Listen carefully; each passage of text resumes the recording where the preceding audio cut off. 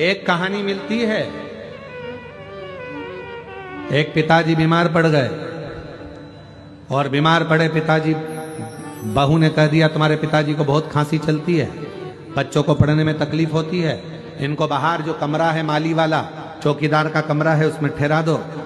पति ने कहा हम ठहरा तो देंगे, पर पिताजी को भूख लगी तो पिताजी को बोल दो हमें घंटी लगा देते हैं, वो बेल बजाएंगे हम चाय दी आएंगे, घंटी बजाएंगे हम भोजन दी आएंगे, घंटी बजाएंगे हम पानी दी आएंगे। पर पिताजी को अंदर आने की जरूरत नहीं है। बेटे ने पिताजी को माली के कमरे में चौकीदार के कमरे में सुला दिया, पिताजी के लिए सारा सामान रख दिया। पिताजी से कहा पिताजी अब तुम उधर बहू के कमरे के उधर मकान में मत जाना, तुम्हें जो चाहिए तुम्हारी बहू यहीं लाएगी, घंटी बजाना, ये तार लगा है घंटी लगी है तुम बजा देना बेल, बहू लाकर सामान देगी।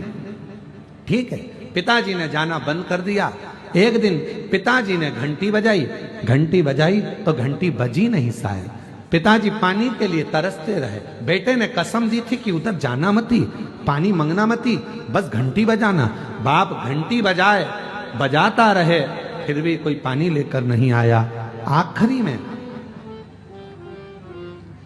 बेटा शाम को आया, पूछा अपनी पत्नी से क्यों बाबूजी को पानी चाय दे दिया था, आज घंटी नहीं बजाई तुम्हारे पिताजी ने, हमको लगता है उनके पास रखा होगा इसलिए उन्होंने घंटी नहीं बजाई। बेटा दौड़ कर गया अपने बाप के कक्ष में, जाकर देखा तो पिताजी तो जमीन पर पड़े थे, बेहोशी में थे। बाप को पानी का छींटा देकर उठाया, पापा बाबूजी क्या हुआ?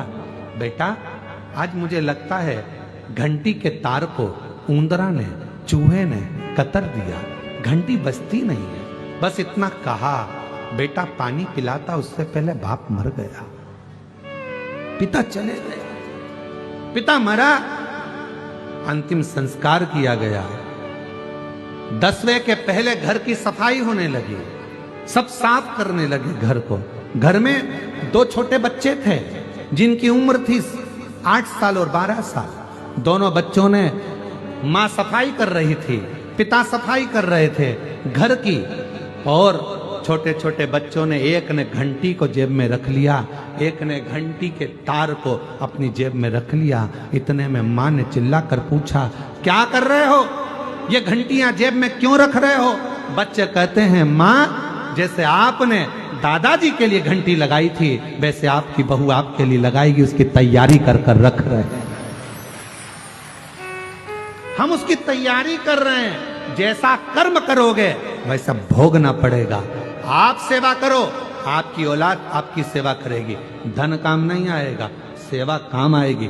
कई लोग ऐसे हैं जिनके पास करोड़ों का धन है, हॉस्पिटल में जाकर, कैंसर हॉस्पिटल में एक बार जाकर देखना कि कैंसर हॉस्पिटल में पैसे ले लेकर खड़े हैं अटैची में, डॉक्टर साहब मेरी पत्नी को अच्छा कर दो, मेरे पति को अच्छा कर दो, मेरे बेटे को अच्छा कर दो, मेरे बाप को अच्छा कर दो, मेरी बहन को अच्छा कर दो।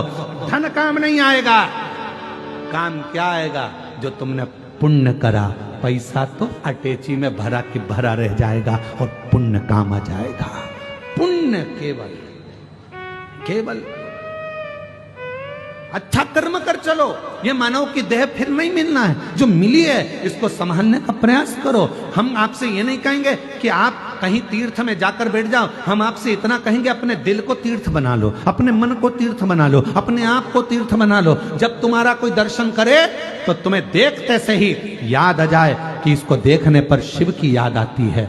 लोग कहें कौन आया है तो कहने अरे वो शंकर की भक्त आई है, भजन अच्छा गाती है, स्मरण अच्छा करती है, शिव जी के मंदिर में रोज पानी चढ़ाने जाती है, शंकर जी के मंदिर में रोज झाड़ू लगाती है, शिव जी के मंदिर में भजन करती है। तुम्हारी पहचान ये नहीं होना चाहिए कि ये उनकी बहू है होटल में डांस करती है, ये उनका बेटा है जो दिन भर पी के पड़ा रहता है। पहचान इससे नहीं होती, पहचान होती है सनातन धर्म में।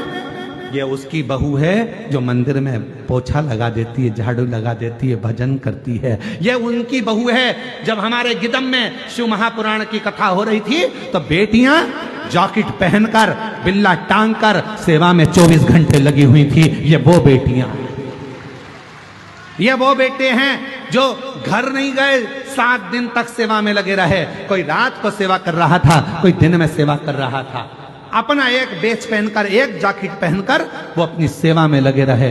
भोजन करा रहे थे, पानी पिला रहे थे। वो आदिवासी, वो वनवासी, वो क्षेत्र की मेरी बहनें, मेरी बेटियां पत्तल बनाने में लगी हुई थी, वो भोजन कराने में लगी हुई थी।